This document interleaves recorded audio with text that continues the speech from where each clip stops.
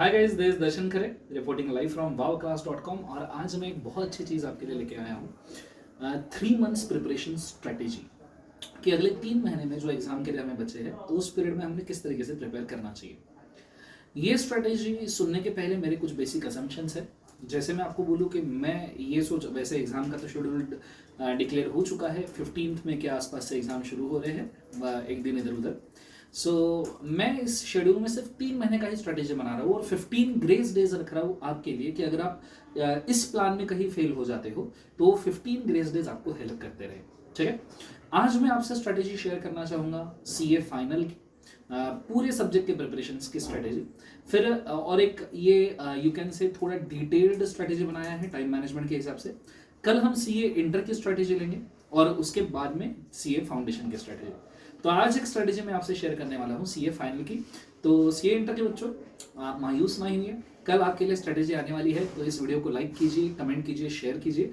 अगर आपने इस चैनल को सब्सक्राइब नहीं किया है तो करके रखिए, क्योंकि ऐसे अगले 3 महीने में बहुत सारे वीडियोस आने वाले हैं कि 3 month strategy, 2 month strategy, 1 month strategy, ये अलग अलग वीडियोस आपके आने वाले हैं। ठीक है, so first and foremost thing, 3 month strategy के अंदर सीए फाइनल वालों, सबसे पहली चीज में जो आपको मेंशन करना चाहूंगा, ये प्राइमरी स्ट्रेटेजी है कि अगले 1.5, 2 या 2.5 महीने तक आप क्या फॉलो करोगे। और वो स्ट्रेटेजी मैंने एक पेज के ऊपर आपके रखी हुई है। यहाँ पे ये स्ट्रेटेजी यहाँ पे एक पेज के ऊपर मैंने मेंशन करके रखी हुई है और इस पेज के ऊपर ही मैं आपको समझाऊंगा कि किस तरीके से हमको ये स्ट्रेटेजी देखनी है। ठीक है, सो आ जाइए, कृपया हम इस स्ट्रेटेजी को देखते हैं। Please focus on the page, page के ऊपर फोकस कीजिए। अब अगर आप देखोगे ओरिएंटेशन ठीक रहा। अब अगर आप देखोगे तो मैं इसको ठीक से मार्क करना चाहूँगा। नाम है प्रिपरेशन स्ट्रेटेजी, या मेरे पास दे दीजिए। तो नाम है प्रिपरेशन स्ट्रेटेजी और मैं ही इसको मेंशन करूँगा कि किस तरीके से आपको देखना है। ठीक है, let's go. First of all, preparation strategy के अंदर मैं आपको मेंशन करना चाहूँगा कि सब्जेक्ट 3 पार्ट में आप डिवाइड कीजिए। पहले है प्रैक्टिकल सब्जेक्ट्स आपके सबके सब, फिर दूसरे आते हैं सेमी प्रैक्टिकल सब्जेक्ट्स और तीसरे आते हैं थेरी सब्जेक्ट्स। आपका अकाउंट्स मतलब एफआर, एसएफएम और कॉस्टिंग, ये तीनों प्रैक्टिकल सब्जेक्ट्स में आते हैं। आपके सेमी प्रैक्टिकल सब्जेक्ट में टैक्स और जीएसटी आता है और थेरी सब्जेक्ट्स में आपका लॉ और ऑडिट आता है। जीएसटी को हमने कई जगह पे आईडीटी मेंशन किया है, इनडायरेक्ट टैक्सेस। अब पहली बात तो आपके पास कितना समय है, क्योंकि स्ट्रेटेजी है तो टाइम मैनेजमेंट करना बहुत ज़रूरी है। तो सबसे पहले आपके पास नंबर ऑफ डेज या नंबर ऑफ आवर्स कितने हैं, सबसे पहले उसको समझते हैं। हमारे पास 90 डेज है और मल्टीप्लाइड में अगर हम 10 आवर्स भी मेहनत कर सकते हैं, इनकेस हम 10 आवर्स मेहनत कर सकते हैं तो ये बहुत अच्छी बात होगी। तो हमारे पास 900 आवर्स है। अगर आपकी कुछ क्लासेस बाकी है और क्लासेस के लिए आपको समय लगने वाला है तो उन क्लास के लिए लगने वाला समय आप इसको ज़रा एक्स्ट्रा पकड़िए। आप वैसे एक दिन में नियरली 12 से 13 घंटे का आउटपुट दे सकते हो। तो 1-2 क्लास आपके अगर चल रहे हैं तो आप 3 घंटे का लेक्चर इनके एडिशन में आपने देखना चाहिए। ये मैं आपको सजेस्ट करूंगा, क्योंकि मैं इस ओपिनियन का हूँ कि एग्जाम के 3 महीने पहले सब क्लासेस आपके खत्म हो जानी चाहिए।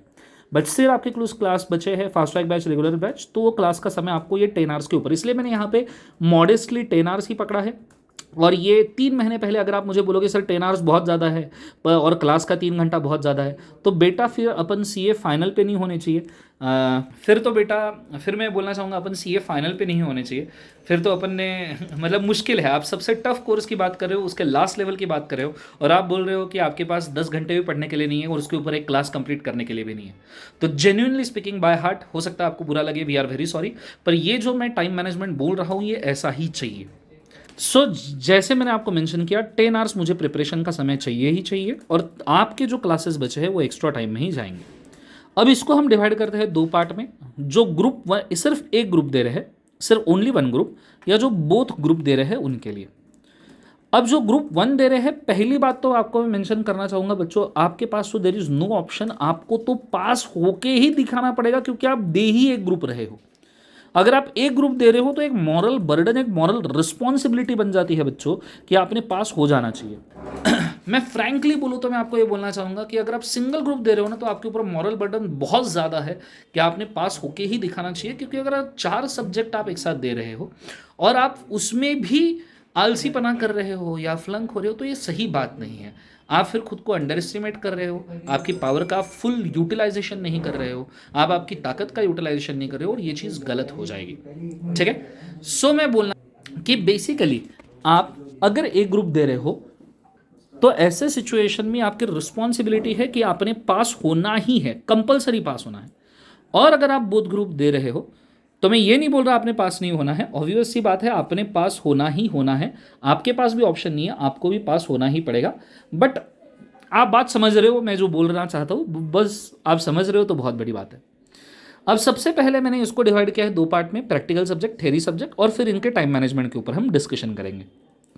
अगर मैं बात करूँ प्रैक्टिकल सब्जेक्ट की, तो एक चीज़ आपने करना, जैसे प्रैक्टिकल सब्जेक्ट आप ग्रुप 1 दे रहे हो तो अकाउंट्स एसएफएम होगा, तो आपने एक ही ग्रुप दे रहे हो या आप ग्रुप 2 दे रहे हो तो कॉस्टिंग आपका प्रैक्टिकल सब्जेक्ट होगा। तो एक स्पेशल बुक बनाइए बच्चों 100 पेजेस की, मैंने ये मेरे साथ किया था।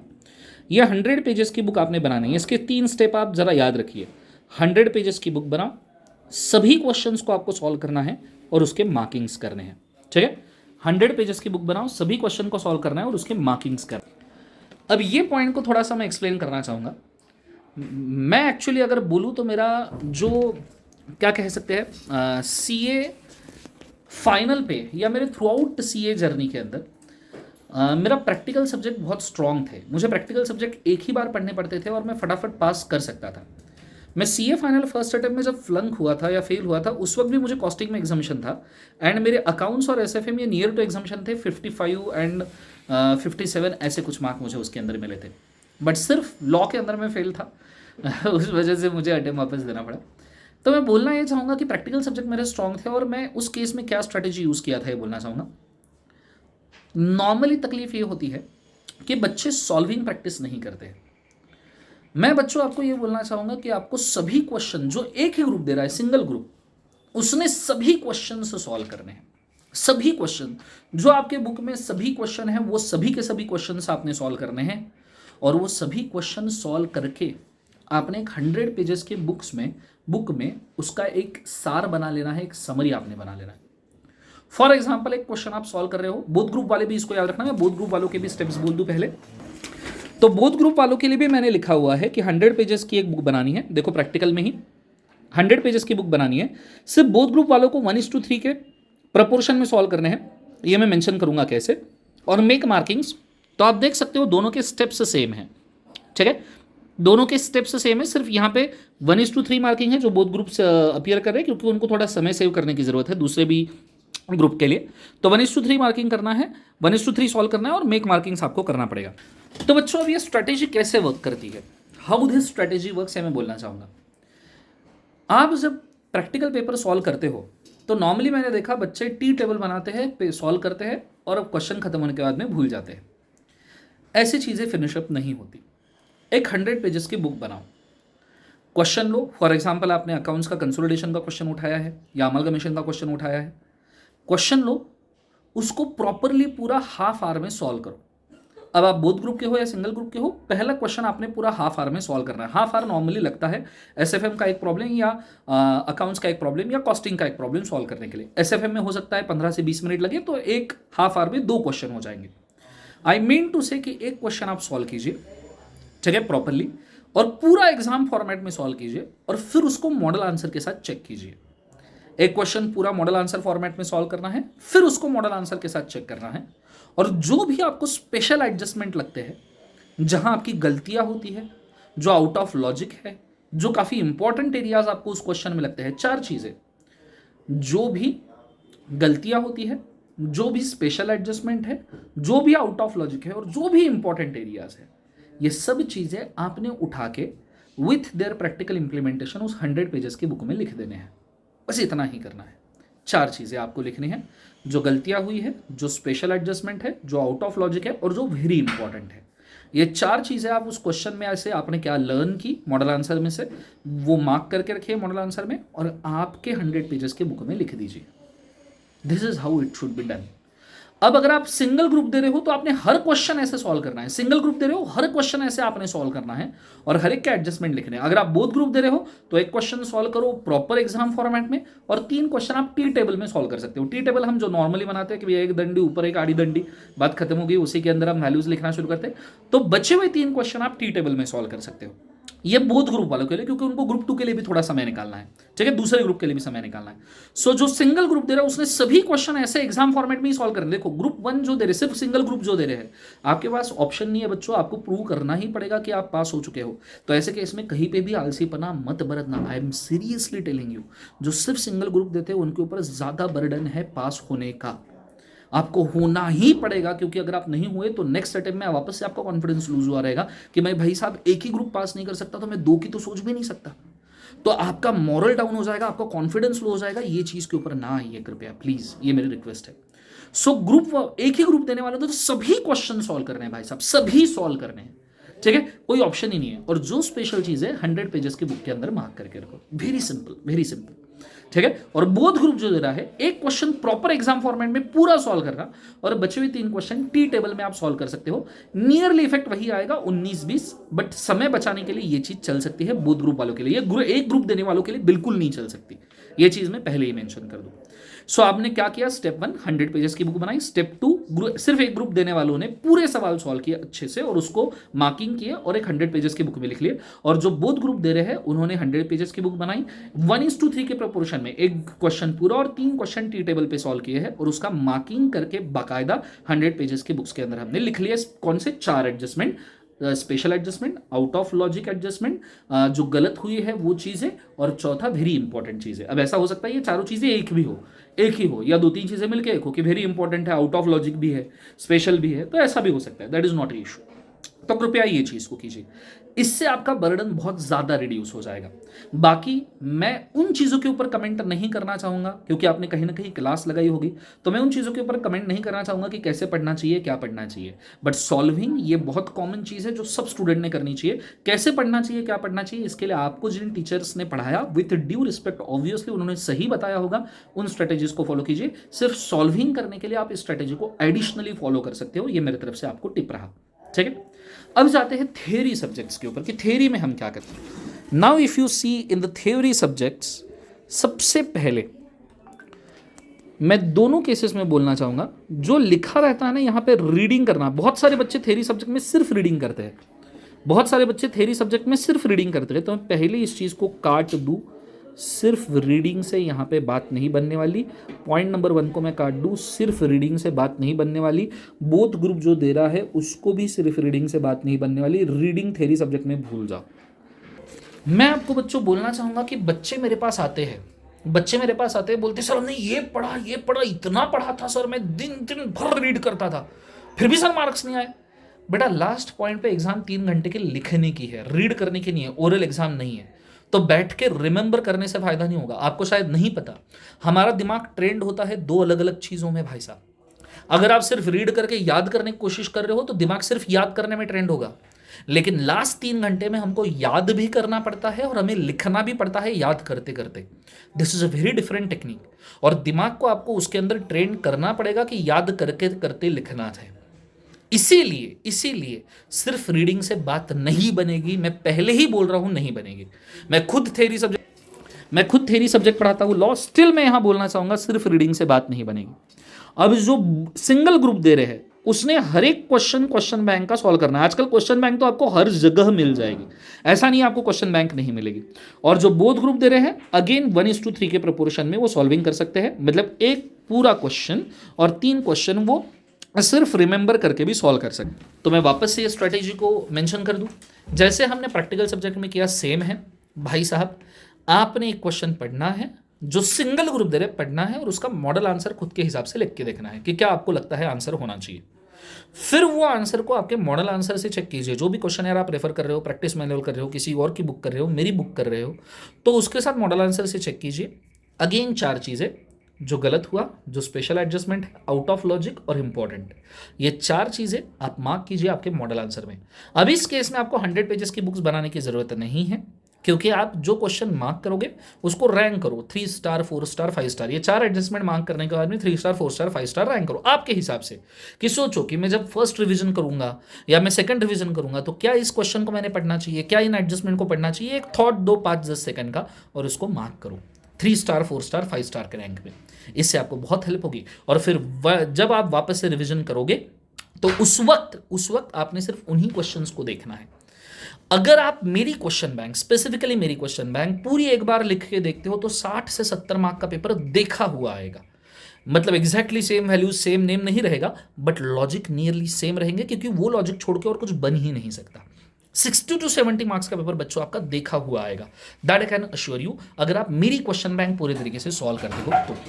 ठीक है, थ्योरी सब्जेक्ट्स में। सो प्लीज ये चीज को आपको थोड़ा सा अच्छे तरीके से याद रखना है कि बेसिकली राइटिंग करना है ईच क्वेश्चन का, जो सिर्फ एक ग्रुप दे रहे हैं और जो बोथ ग्रुप दे रहे हैं 1:3 के प्रोपोर्शन में आपने काफी अच्छे से वर्क करना है। और फिर आपने मार्किंग करना है 4 चीजों का। ये 4 चीजें मैं यहां पे आपके लिए चाहिए तो मेंशन करके रखता हूं, ये थ्योरी प्रैक्टिकल दोनों में लगेगा।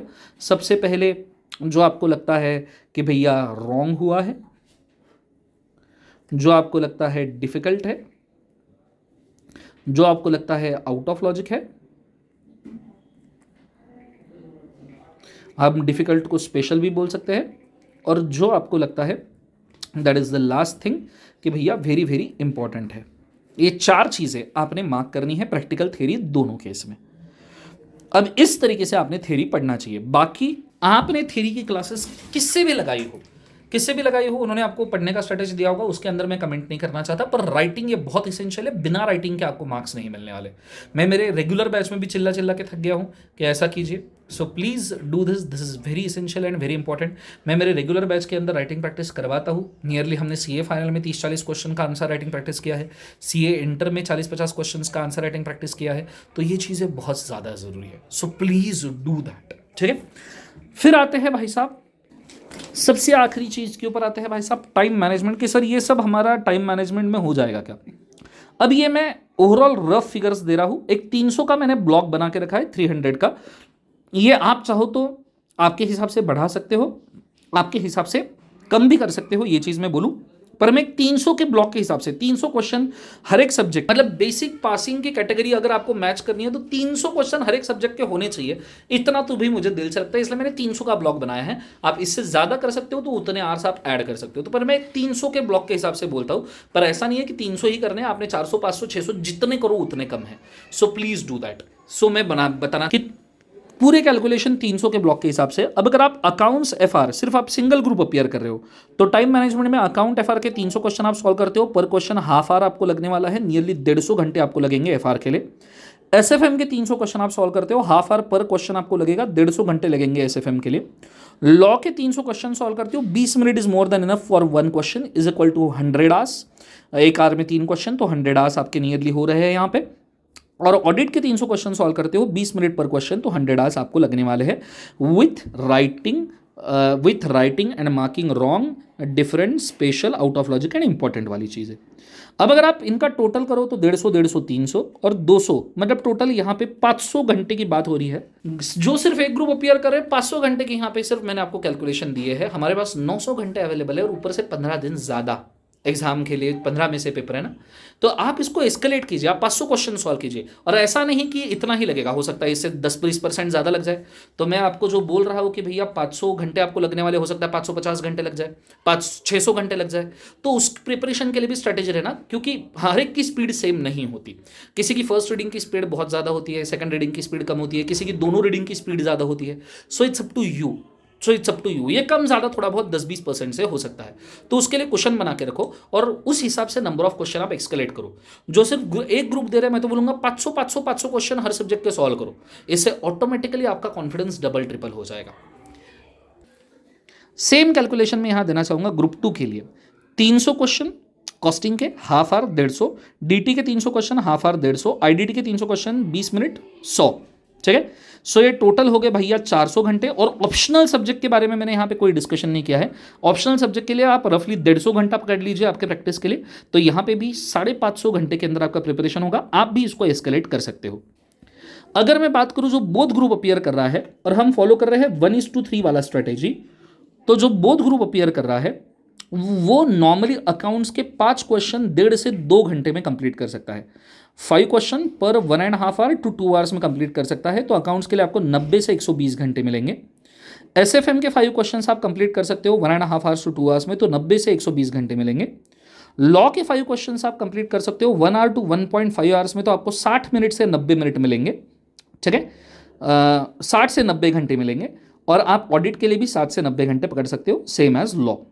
ठीक है। सो अगर आप सिर्फ ग्रुप 1 दे रहे हो तो टोटल आप मैक्सिमम भी कैलकुलेट करो, 120 घंटे, 120 घंटे और 90 घंटे, मतलब 180, 400 और 520 घंटे के अंदर आपका ये होगा नियरली। ये भी मैक्सिमम साइड मैंने लिया है 520 घंटे, और इस साइड आप कॉस्टिंग का लो तो 120 घंटे, टैक्स का 120 घंटे, और ये तो 360 आवर्स। तो नियरली आप देख सकते हो ये कैलकुलेशन थोड़ा 900 आवर्स के ऊपर जा रहा है, पर ये मैंने मैक्सिमम बोला है। बहुत सारे बच्चे मैंने जो एवरेज देखा है 90 आवर्स टू 100 आवर्स में इसको कंप्लीट करते हैं, और आपको बोथ ग्रुप अपियर करने वालों को ये 900 आवर्स के अंदर मैनेज करना ही पड़ेगा।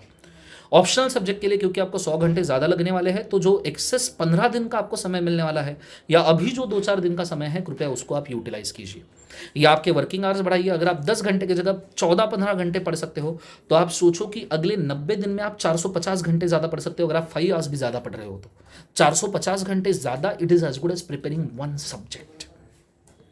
दिस इज वन सब्जेक्ट क्या, it is as good as preparing 2-3 subjects I can say. So ये मेरी प्रिपरेशन स्ट्रैटेजी है, मुझे ऐसा लगता है ये चीज़ आपने करनी चाहिए। इसके एडिशन में मैं आपको बोलूँगा, लिखोगे तो पास देखोगे, जो लिखेगा सिर्फ उसी का रिजल्ट पास आने वाला है। रीड करके बहुत ही ज़्यादा लकी पर्सन है, बहुत ही भयंकर शार्प माइंड है, तो ही पास होते हैं। तो प्लीज़ ये चीज़ को आपने फॉलो कीजिएगा। जो रैंकर्स है वो खुद की स्ट्रैटेजी अगर बना रहे हैं तो कृपया बनाइए। रैंकर्स गॉड गिफ्टेड रहते हैं, कोई क्रेडिट उनका ले नहीं सकता, मैं भी रैंकर्स का क्रेडिट नहीं ले सकता। हर बार सेलिब्रेशन के लिए हम पोस्टर्स तो बनाते हैं, बट रैंकर्स ये अलग क्रेड होता है, उनका किसी ने भी क्रेडिट लेना सही नहीं होता। तो उनकी जो खुद की प्रिपरेशन स्ट्रैटेजी है आप उससे चलिए, मैं उसको कृपया बिल्कुल भी डिस्टर्ब नहीं करना चाहता। पर यह स्ट्रैटेजी एक एवरेज स्टूडेंट के हिसाब से मैंने दी है। मैं खुद एवरेज स्टूडेंट था, तो मैंने एवरेज स्टूडेंट के हिसाब से स्ट्रैटेजी दी है। पहले 50 रैंकर्स या पहले 100 लोगों के लिए तो ये ईजी होगा, उनके प्लान बन चुके होंगे, हो सकता है उनकी प्रिपरेशन भी खत्म हो गई होगी, फर्स्ट या सेकंड रीडिंग पे वो बैठे होंगे अभी, तो मैं उनको बिल्कुल डिस्टर्ब नहीं करना चाहता। पर एक एवरेज स्टूडेंट जो होता है मेरे जैसा, मैं उसके लिए स्ट्रैटेजी देना चाहता था। सो प्लीज़ इस स्ट्रैटेजी का यूज़ कीजिए। मैं इसका फोटो आपके साथ शेयर करने वाला हूँ, ठीक है। एक पूरा का पूरा व्यू मैं आपके साथ शेयर को देख लीजिए, आप इसका स्क्रीनशॉट निकाल के रख सकते हो।